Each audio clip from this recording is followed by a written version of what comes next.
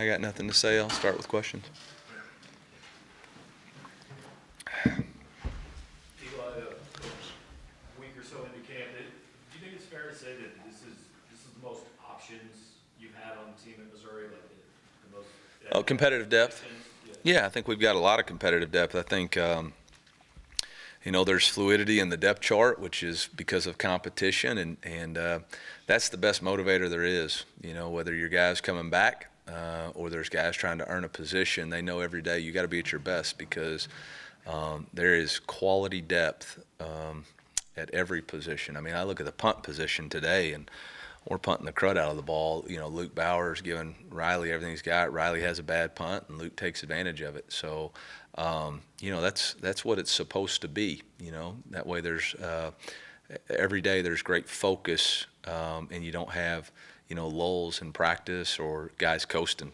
If you coast, there's old Bobby Knight. I think he says it a little differently than I'm gonna say it, but meets bench, bench tells butt tells brain change. So utilizing that, and I think it's been helpful for everybody. Eli, what did you see when Joe Moore was in the portal? What did you see in him? You obviously added me. Yeah. And then what have you seen since he's been in the program? Yeah, Joe is grown tremendously. We saw on tape pass rush ability, a guy who would create pressure and was very effective for Arizona State in some difficult situations and challenges. A guy who competed hard all the time. Since Joe's been here, he's gained weight, put on muscle mass, has been able to really work on his endurance. I think a lot of things we do different here. We do a lot of things different, and I think sometimes he's like, "Oh my gosh, what are we doing?" But I think it's been really good for him. He's really responded. I mean, he's a guy that had an outstanding summer, and you can see it out there. I mean, he's got definition in his biceps, and he looks like an SEC defensive end, and he's got to continue just to stick to the process. I just told the team, whether you had a great day or a bad day, you got to go back into the film room and go to work. Otherwise, football will humble you.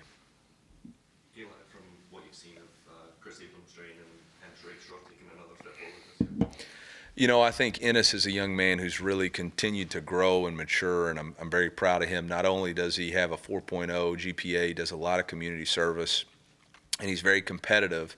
And he's come back and gained weight. He's weighing the most that he's ever weighed.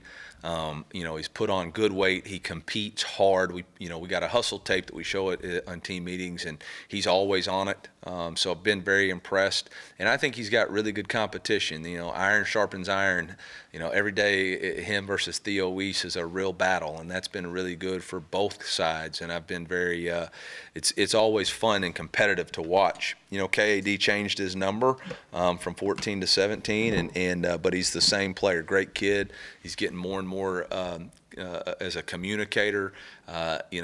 First play of field goal block. I mean, he is right there fixing to block it. I mean, he's always trying to improve, and very proud of him too.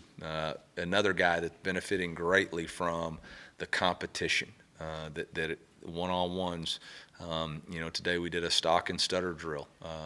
Those are very competitive because of the competitive depth in the wide receiver room. Eli, as you assess the quarterback position, how do you feel like Brady Cook has kind of managed and transitioned from the injury to the first year? Yeah, I think he's done. He's picked up where he left off. I think the first day of Skelly was a little fast for him, but he's settled in. But everybody's had different plays where they've looked really good and different plays where they got to go back and correct it, whether it's throwing a touchdown today or whether it's on first down taking a sack. I mean, both of those plays have got to be consistent, and so whether we're talking about, Jake Garcia keeping his feet steady in the pocket, or we're talking about Sam Horn understanding pre-snap movements, or we're talking about Brady being first down efficient, disciplined, Dylan Leibel being better communicator, everybody's got room to improve, and everybody has shown growth over the summer. Coach, you talked about, I believe before camp, that receivers need to do a better job at blocking on the perimeter. Yeah. Which receivers have kind of stood out? None of them. It's still a really it's embarrassing for me right now, to be honest. That room has got to be better and take more pride in blocking on the perimeter. and no block, no rock. I mean, it's not even near what the standard should be, and I'm not pleased with it at all in any shape, form, or fashion. Eli, quite a few guys told me they've been impressed with Theo, at least Jaden Jernigan said, obviously knows him well, so he's pretty electric. What did you like about Theo, bringing him here? What did you like to see so far? Yeah, I think, I think when Theo first got here, I think there was a lot of wanting to prove himself immediately, and sometimes that leads to a pressure and maybe anxiety of performance, performance anxiety, and he is really just gone to work. And I told him the first day, I think it was either day one or day two, he got player of the day, and I said I loved it because I didn't hear him all day. I just saw him making plays, and he's really matured. Now he's back to talking, but he's backing it up good. So very impressed. Doesn't surprise me. Jaden Jernigan's a big Allen promoter. So anybody from Allen, Jaden's going to be all supportive of. But he's rightfully so far. But we're only into day 5, so a lot of work to be done. Eli, any thoughts or feelings about the current direction of college football right now with everything that happened yesterday? I was really hoping nobody would ask me that question. Sorry. Had to do it.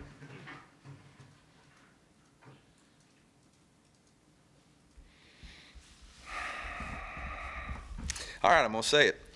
I thought the transfer window, I thought the portal was closed. That's just for the student athletes. The adults in the room get to do whatever they want, apparently. And it's, it's just sad that there's, look, my question is, did we count the cost? I'm not talking about a financial cost. I'm talking about, did we count the cost for the student athletes involved in this decision? What cost is it to those student athletes? We're talking about a football decision. They based off football, but what about softball and baseball who have to travel cross country? Do we ask about the cost to them? Do we know what the number one indicator of symptom or cause of mental health is? It's lack of rest and sleep.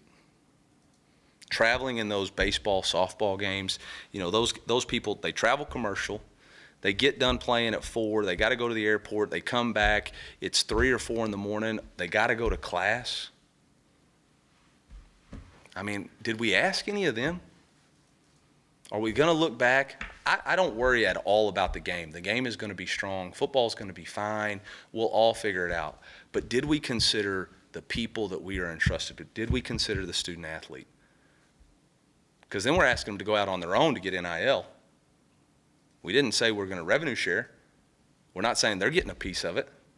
So that's the thing that's bothering me right now in this whole situation is we keep trying to limit what the student athlete can do, but then we act on our own.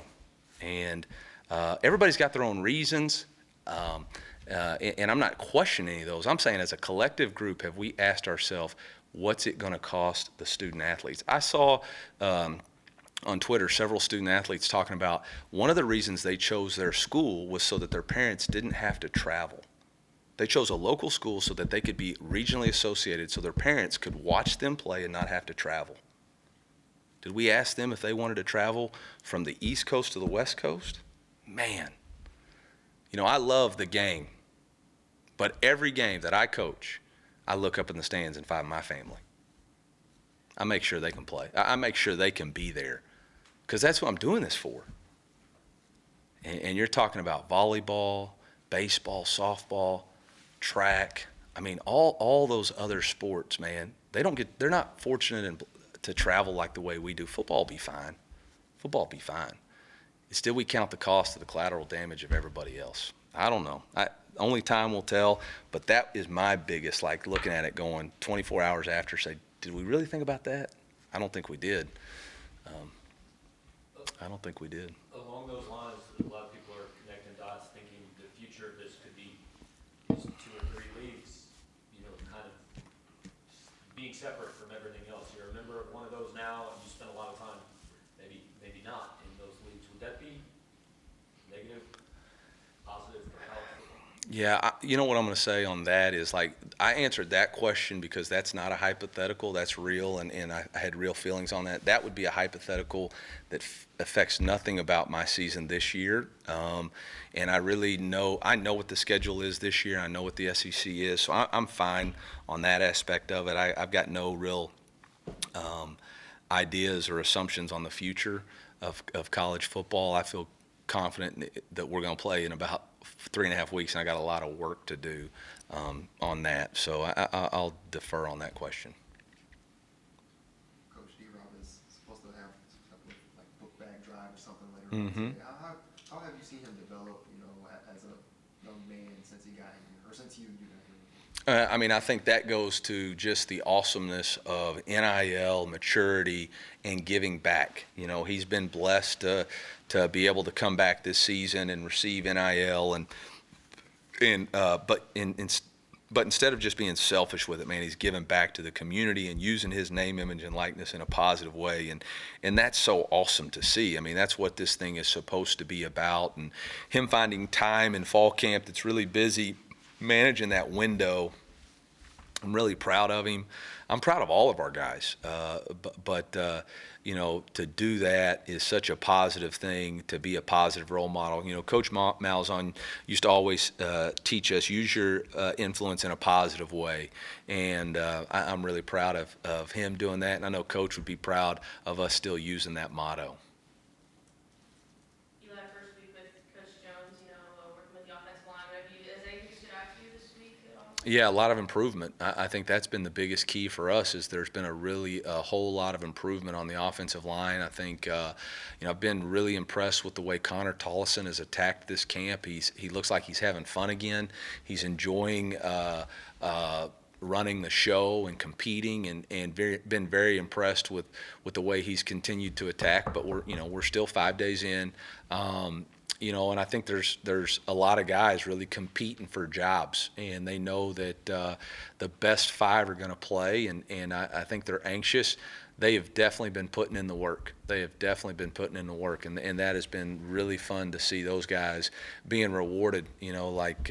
Making inside run has been fun again, because it's real competitive. The defense will stuff us a couple plays, and then we'll bust through on a hole, and it's been a lot of fun to see.